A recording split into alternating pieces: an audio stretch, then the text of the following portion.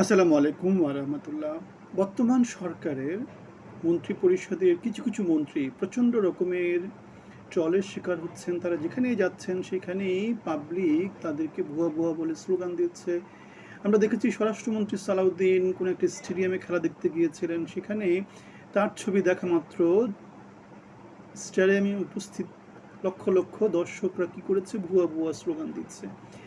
গতকালকে আমাদের শিশু রামিসা বাসায় তারেক রহমান গিয়েছিলেন, তার সাথে সালাউদ্দিন আহমেদ গিয়েছিলেন। সালাউদ্দিন আহমেদকে দেখে সেখানে আবার জনগণ ভুয়া ভুয়া স্লোগান দিয়েছে। সুতরাং ভুয়া ভুয়া স্লোগান আমরা দেখতে পাচ্ছি। সরকারের যারা ব্যর্থ হচ্ছেন মন্ত্রী পরিষদে, যারা ব্যর্থতা জনগণের মাঝে একদম দিবালোকের মতো পরিষ্কার হয়ে গেছে, তাদের কেই জনগণ কি দিচ্ছে, ভুয়া ভুয়া স্লোগান দিচ্ছে। আমরা দেখেছি স্বরাষ্ট্রমন্ত্রী সালাউদ্দিন, তিনি বেসিক্যালি স্বরাষ্ট্র মন্ত্রণালয় দেখার কথা, কিন্তু আমরা দেখতে পাচ্ছি তিনি প্রধানমন্ত্রীর পক্ষে কথা বলেন, তিনি আইন মন্ত্রণালয়ের পক্ষে কথা বলেন। তিনি কখনো বা হজ টজ যারা করে আর কি, সেই মন্ত্রণালয়গুলোর পক্ষ নিয়েও কথা বলেন। তিনি আসলে প্রধানমন্ত্রী হতে চাচ্ছেন এমন একটা আলোচনা সমাজে দেখা গেছে, কিন্তু তার স্বরাষ্ট্র মন্ত্রণালয়কেও তিনি ঠিকমতো চালাতে পারছেন না, সেটা গত 7 দিনে। মোটামুটি অনেকগুলো দর্শন এবং অনেকগুলো খুনের যেই খবর পত্রিকার মাধ্যমে জনগণের মধ্যে এসেছে, সেগুলো দিয়ে আমরা দেখতে পাই। আর তাছাড়া বাংলাদেশের যেই সমান আমরা যে সংস্কার চেয়েছি, অনেক বছর ধরে তো বাংলাদেশের মানুষ সংস্কার চেয়েছে, সেগুলোর বিপক্ষে বিএনপির প্রতিনিধি হয়ে তিনি 17 মাস ধরে ফরেন সার্ভিস একাডেমিতে জনগণের সাথে নাটক করেছেন, এখনও নাটক করেই যাচ্ছেন। এখন আমরা দেখতে পাচ্ছি সেই জন্য সালাউদ্দিন আহমেদ বর্তমানে বাংলাদেশের রাজনীতিতে সবচাইতে অপাঙ্ক্তেয় হিসাবে জনসমাজে সমাদৃত হচ্ছেন। যদিও বিএনপি যারা করে তাদের কাছে তিনি অনেক বেশি মাথার মণি হয়ে আছেন। এখন তিনি গতকালকে রামিসাদের বাসায় গিয়েছিলেন। গরিব মানুষ, ঠিক আছে, বাসা অত সুন্দর না, কিন্তু তিনি গিয়েছিলেন, স্যুট বুট পরে গিয়েছিলেন এবং প্রচণ্ড গরম ছিল স্বাভাবিক, তিনি গরমের জ্বালে তার অবস্থা বেড়াচেরা হয়ে গিয়েছে। তারেক রহমান সুন্দর ভালো যেই আরামদায়ক পোশাক পরেই তিনি সেখানে গিয়েছেন। তার অত মিস্টার ওয়ার্ল্ড হওয়ার মতো সালাউদ্দিনের আহমেদের মতো খায়েশ হয়নি, তিনি আরামদায়ক পোশাক পরে গিয়েছেন। সুতরাং তিনি ওখানে যেরকম করে অনেক বেশি স্বাভাবিক ছিলেন আমাদের সালাউদ্দিন আহমেদ, সেখানে তার উপস্থিতি অস্বাভাবিক রকমভাবে দেখা গিয়েছে, কারণ তিনি গরমের জ্বালায় টিকতে পারছিলেন না। পরবর্তীতে প্রধানমন্ত্রী হাত ধরে তাকে সেখানে বসিয়ে দেন। সুতরাং আমরা যেটা বলছি যে বর্তমানে আমাদের যেই মন্ত্রী পরিষদ আছে, সেই মন্ত্রী পরিষদের আসলে বিশাল একটা অংশ প্রচণ্ড রকমভাবে ব্যর্থ হয়েছে গত 3 মাসে, আমরা সেটা দেখতে পেয়েছি। তারেক রহমান তার যে মন্ত্রণা পরিষদ তৈরি করেছেন, সেই মন্ত্রণা পরিষদে সুযোগ্য কোনো মন্ত্রী আমরা দেখতে পাই না। তাছাড়া তার যে এমপি পরিষদ আছে, যাদেরকে তিনি মনোনয়ন দিয়েছেন এবং তার রাজনীতি দলের বড় একটা অংশ হিসেবে যাদেরকে স্বীকৃতি দিয়েছেন, তারা আসলে আমরা দেখেছি বড় একটা অংশ, 80 জন থেকে 100 জনের মতো সবাই হচ্ছে স্বশিক্ষিত, যেখানে বাংলাদেশের মোটামুটিভাবে প্রত্যেকটা পরিবার খুঁজলে কয়েকজনকেই পাওয়া যাবে যে যারা বাংলাদেশের ন্যাশনাল বিশ্ববিদ্যালয় বা যে কোনো বিশ্ববিদ্যালয় থেকে পড়াশোনা করেছে, গ্র্যাজুয়েশন করেছে। এই অবস্থায় বাংলাদেশের বর্তমান শাসনতন্ত্রে শিক্ষার অভাব যে কত প্রকট, সেটা প্রধানমন্ত্রী থেকে শুরু করে একদম নিম্ন স্তর পর্যন্ত যা যা কিছু, তাদের প্রতিটা কার্যক্রমে প্রতিক্ষণ জনগণের মাঝে প্রকাশিত হয়, আলটিমেটলি সরকার সমালোচিত হচ্ছে।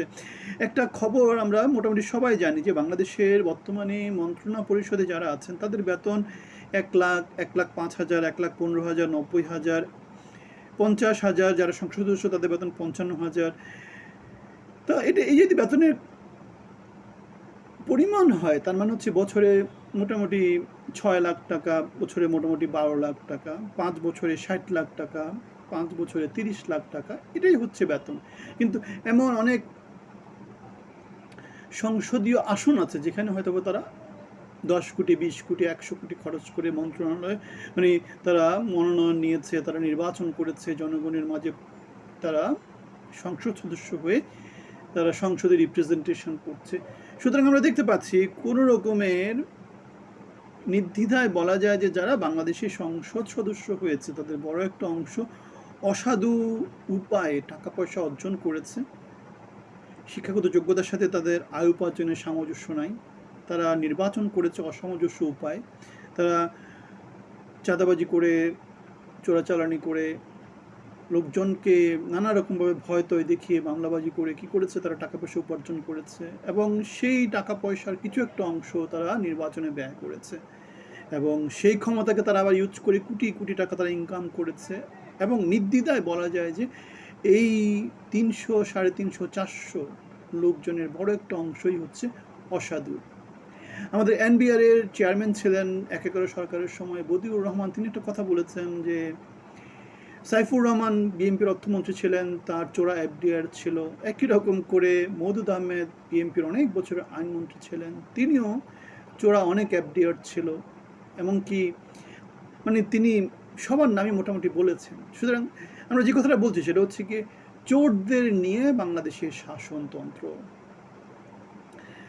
এখন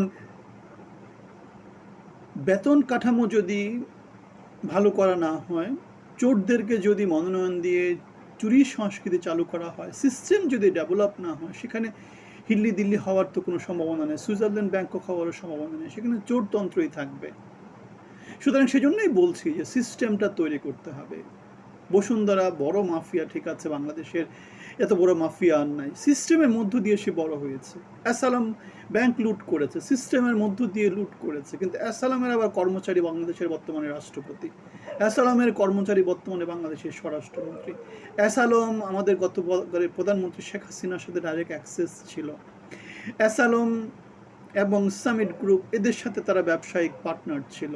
এখন বসুন্ধরাকে নানা রকমভাবে প্রভাব বিস্তার করার চেষ্টা করা হচ্ছে। বসুন্ধরা হয়তো সেই প্রভাবের মধ্যে যেতে চাচ্ছে না, সেজন্যই যেটা হচ্ছে আমরা দেখতে পাচ্ছি বসুন্ধরা নিয়ে নানা রকমের নেগেটিভ নিউজ হচ্ছে, বৈধতা তৈরি করা হচ্ছে, বয়ান তৈরি করার চেষ্টা হচ্ছে।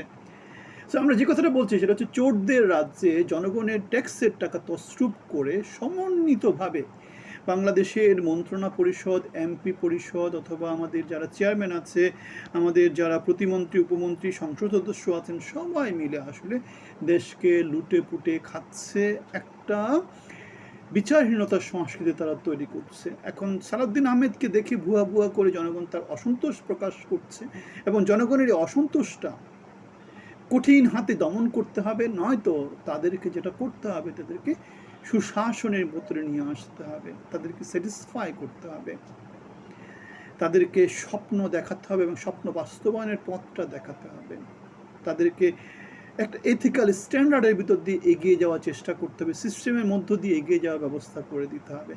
কেওস দিয়ে ঘোলা পানিতে মাছ শিকার করা যায়। 54 বছর নানাজন নানাভাবে মাছ শিকার করেছে, 24-এও অনেকজন অনেকভাবে মাছ শিকার করেছে। এখন এরকম মাছ শিকার আওয়ামী লীগও করবে, অথবা বিরোধী মতে যারা আছে তারা করবে, জামাত শিবির করতে পারে, অথবা সমাজের যারা অন্য অংশ, যারা ক্ষমতার অংশী হতে চায় তারাও করবে। সুতরাং গোলা পানি থেকে সিস্টেমের মধ্যে যদি চলে আসে, সেটা সবার জন্যই মঙ্গল।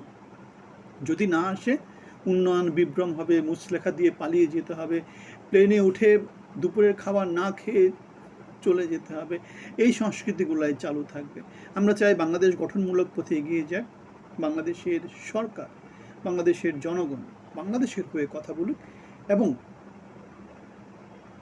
জনগণের সম্পদ যাতে কেউ তছরূপ করতে না পারে, দেশে যাতে আইনের শাসন প্রতিষ্ঠা হয়, শুধু চাপাবাজি দিয়ে যাতে দেশের সরকার না চলে, সেই ব্যাপারে যাতে জনগণের ভিতর থেকে প্রতিবাদ হয় এবং দেশ যাতে গঠনমূলক পথে এগিয়ে যেতে পারে সেই ব্যবস্থা হয়। সেই জন্য আমরা আপনাদের সাথে বাংলাদেশের অর্থনীতি, রাজনীতি, সমাজনীতি নিয়ে কথা বলছি।